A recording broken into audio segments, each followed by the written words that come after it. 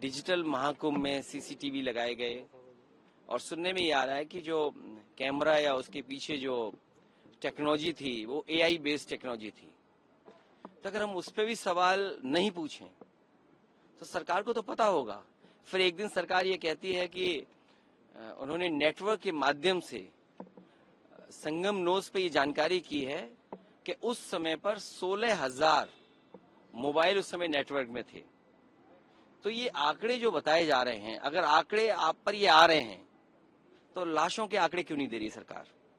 और जो लोग आज भी खोया पाया केंद्र को ढूंढ रहे हैं, और मैंने सेना की बात इसलिए कही, हालांकि वो बात मैं नहीं कह पाया, कि सेना का पूरा जगह इंतजाम है।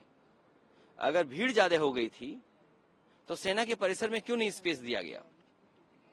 इतनी बड़ी जगह खाली है किले की और आसपास की, वहां भी तो स्पेस दिया जा सकता। सरकार तो बीजेपी की है। तो ये घटना सरकार ने होने दी। अब जानकारी नहीं देना चाहते हैं और जो कोई थोड़ा बहुत जानकारी देगा उस पर एफआईआर हो जाएगी। और जो स्वीटनर दिए गए हैं कुछ लोगों को, उनके स्वीटनर रुक जाएंगे। नाम तो है बहुत सारे। देखिए, मिल्कीपुर चुनाव में कोई नई बेईमानी करेगी बीजेपी। मिल्कीपुर की जनता मिलकर के जिताना चाहती है। भारतीय जनता पार्टी हर बार कोई नया तरीका बेईमानी का निकालते हैं।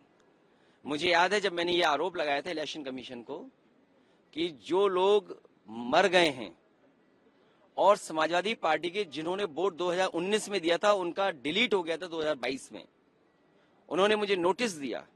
पार्टी को जब नोटिस मिला तो उसका जवाब में हम लोगों ने 18,000 वोट वो जो डिलीटेड कर दिए थे सरकार ने, वो जिंदा थे, वहीं थे जिन्होंने 19 में वोट डाला था, 22 की सूची में आउट थे। आज तक उन अधिकारी पे कोई कार्रवाई नहीं की। देखिए, आप समझिए, हर स्टेज पर बीजेपी मैनेज करती है। पहले अधिकारी जो जिलाधिकारी हैं उनको मैनेज करेगी, उनके ऊपर जो बड़े अधिकारी उनको बैठाया जाएगा, उनको निर्देश दिया जाएगा। फिर आपका शिक्षा विभाग है, शिक्षा विभाग में ऑर्डर एक साथ नहीं निकला है। और मैं तो आपसे कहूंगा सब सच्चे चैनल हैं यहाँ पर, ये सब सच्चाई दिखाते हैं। कम से कम वो निकालिए सच्चाई जो एक साथ सूची जाती थी प्रिसाइडिंग ऑफिसर्स की। इस बार उन्होंने कहा कि पूरी जानकारी ना हो जाए, क्योंकि मैं ग्राफ बना करके जारी कर देता था, तो एक एक को ऑर्डर दिया है। तो प्रिसाइडिंग ऑफिसर्स किनको बनाया गया है, शिक्षा विभाग के जो अधिकारी हैं वो क्या निर्देश दे रहे हैं टीचर्स को। और सुनने में आया कि बीएलओ को निर्देश है कि किसी समाजवादी पार्टी का जहां वोट है वहां पर्ची ना पहुंचाई जाए। ये शिकायत हम लोगों ने डीएम और अधिकारियों से भी किया, ऑब्जर्वर से भी किया है। और अब तो ये जानकारी आ रही है कि जो मरे हुए लोग हैं, जो जिंदा ही नहीं है, उनकी बीएलओ ने पहले पर्ची बीजेपी के घर पहुंचा दी है। अब सोचिए आप, बॉडीज की बात कर रहे हैं, बहुत सारी जो लोग मरे ज्यादा हैं, तो आखिरकार इतनी संख्या में जो लोग मरे वो कहाँ गए? क्या तो ये तो सरकार ही बताएगी। देखिए, आप सब जानते हैं भगदड़ जो हुई है उसका समय सरकार को पता है। रात में हुई, कोई 12 बजे बता रहा है, कोई 1 बजे बता रहा है, और सबके पास रिकॉर्डिंग है मोबाइल्स पर। कई चैनलों ने चलाई है जहां पर एम्बुलेंस आ रही है, जा रही है। और सोचिए, घटना अगर 1 बजे हुई है और एम्बुलेंस 11 बजे तक ले जाती रही लोगों को, तो आप गिनती कर लीजिए कि कितने कितने लोगों की जान गई है। और ये तो एक जगह की है, ये संगम नोज की बात है। झोसी में जो हुआ है, लोग उस रात, अगला दिन और शाम तक खड़े रहे। कुछ बैठ पाए, बैठे रहे, रात भर खड़े रहे, सब सड़कें जाम थी। यही आपका मॉडर्न इंफ्रास्ट्रक्चर है, यही वर्ल्ड क्लास इंफ्रास्ट्रक्चर बना रहे हो आप, कि आप शहर में आ गए तो जा नहीं सकते, और अगर आप चले गए और फिर जाना चाहोगे तो दोबारा नहीं आ सकते। लाखों लाख लोग बाबा के दर्शन नहीं कर पाए, लाखों लाख लोग महाकृपालु भगवान श्री रामचंद्र जी के दर्शन नहीं कर पाए। और तमाम लोग वो लोग हैं जो बिना स्नान के चले गए।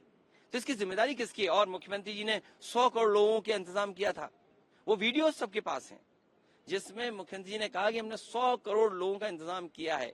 अगर 100 करोड़ का इतना इंतजाम था और आपने संगम नोज पे केवल 16,000 मोबाइल आइडेंटिफाई कर पाए नेटवर्क से, तो आपके डिजिटल कुंभ कैसा है जहां सीसीटीवी थी, ड्रोन्स थे, आपने ड्रोन शो किया था। आप तो कह रहे थे कि हर चीज को हम मैप कर लेंगे। हम सेक्टर पे मैपिंग करेंगे, हम मोबाइल से और इन सबसे चीजों से नेटवर्क जाने करेंगे। अब कह रहे हैं साजिश और षड्यंत्र है, जैसे अधिकारी जो साजिश और षड्यंत्र कान में बोल रहे हैं, इनको टर्मिनेट कर देना चाहिए भारत सरकार को। अपने वो पुष्प वर्षा की, अब वो तो कुछ बातें कुछ रख लें, फूल और भी। सर प्रधानमंत्री कल जा रहे हैं महाकुंभ दर्शन डुबकी लगाने, इसको लेकर क्या? मुझे नहीं पता कौन डुबकी लगाने जा रहा है, ये तो व्यक्तिगत होता है, आस्था का सवाल है, ये कोई दिखावे का थोड़ी है, ये आस्था का सवाल है। आप स्नान नहीं कर पाए होंगे तो मैं आरोप नहीं लगा सकता ना आप पे। पीएम को चाहिए क्या कि योगी को ताकीद करें कि राजधर्म का पालन करें महाकुंभ को लेकर?